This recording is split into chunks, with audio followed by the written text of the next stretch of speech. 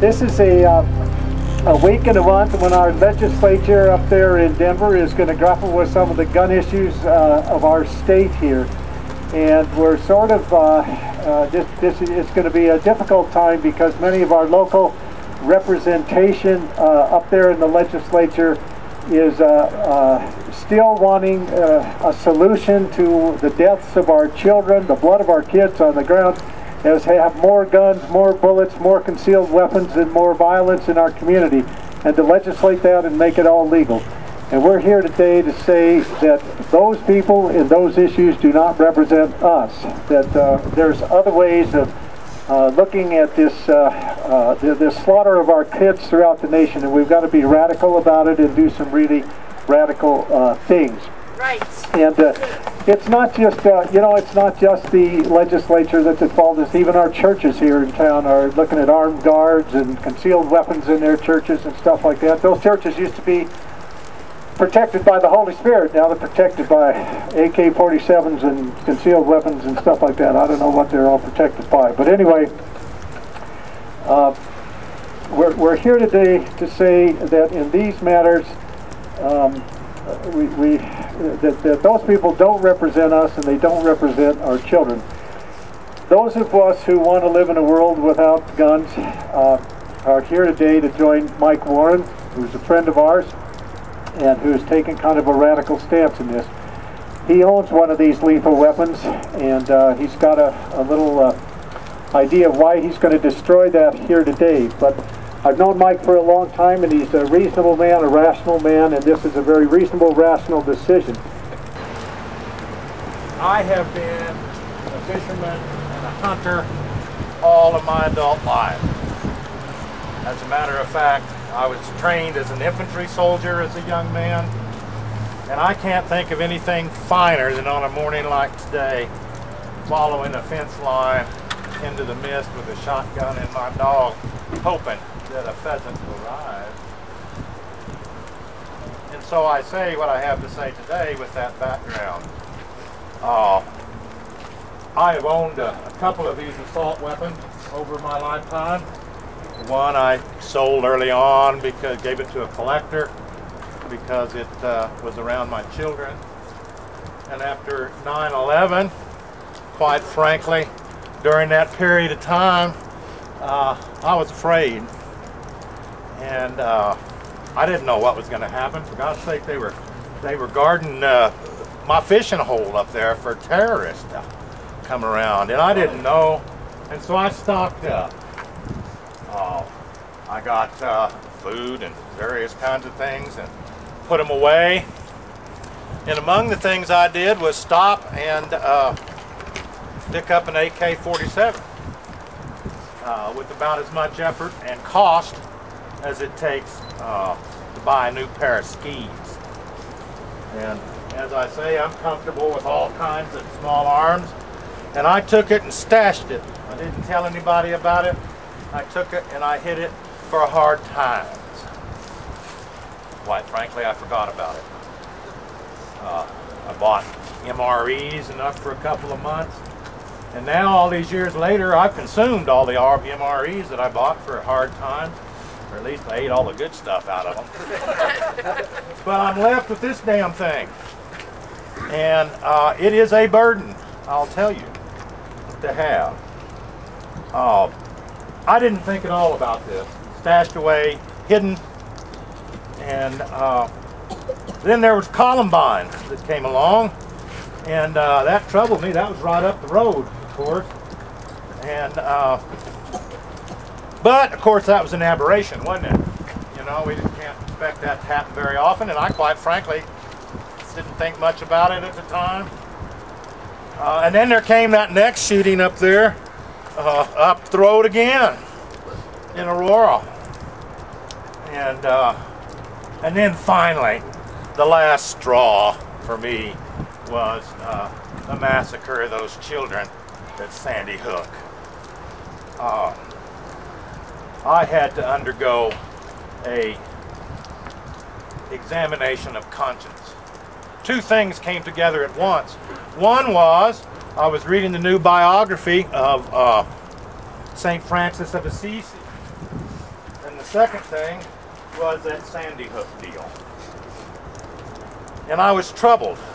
I didn't want to give up the gun because I still have in the back of my mind there might be some trouble ahead, but that is based upon a myth, and I gave a whole lot of thought to myth and reality and what the difference between the two were. And I came quite quickly to my confessor to talk this over, and I reviewed the teachings of my church. I reviewed Pope John Paul's Evangelium Vitae, which is the evangelation, the celebration of life, or the gospel of life. And I noticed in there that he spoke of a Christian's commitment to life, wherever we are. Whatever it is sacred, and we ought to treat it with the respect that it deserves. And he refers to our culture as a culture of death.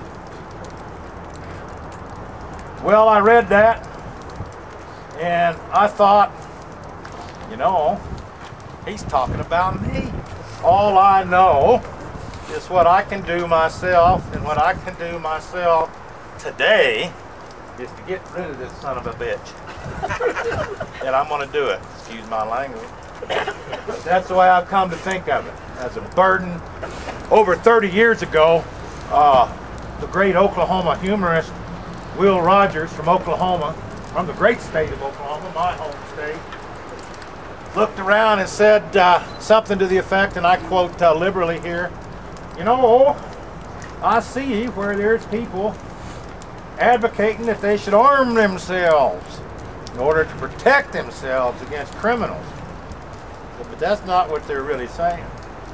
What they're really saying is they want to take this crime wave we've been having and turn it into a civil war. And indeed, that's what it looks like around here.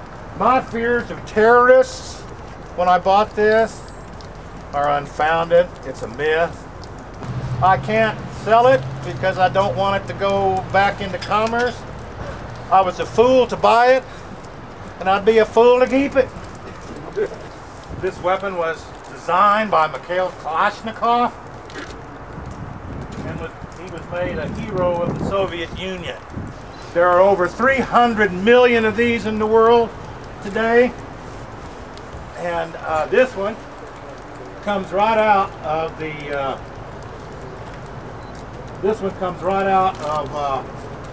former Warsaw Pact arsenals. The magazines are made in China, and the ammunition came directly out of former Warsaw Pact nations. This thing will turn a human being into rags, and bloody rags, quicker than I can say it. And so, I have said everything I need to say here. I'm glad to get rid of it. I am responsible in part for bringing this into the world, and I am responsible for bringing it out.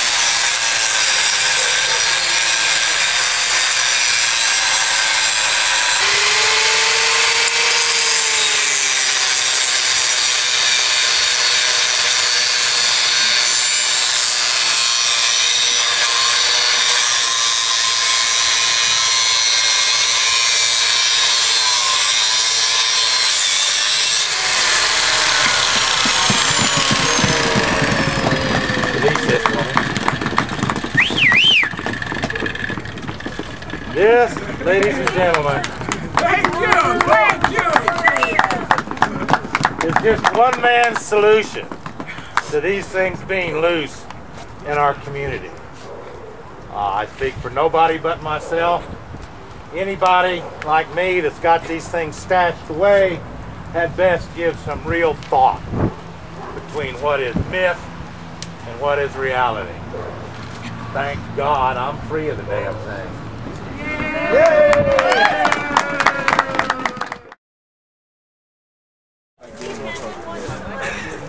If anybody would like to help destroy this magazine so it will never be used again, come on up and take a whack at it.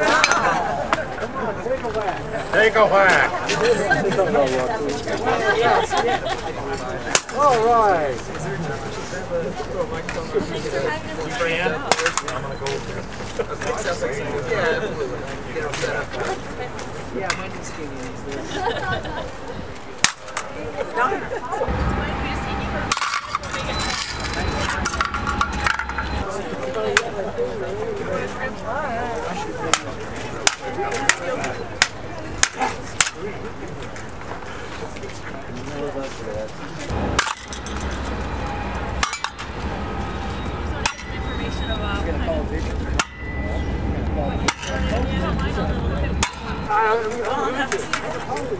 Our store. 6:30?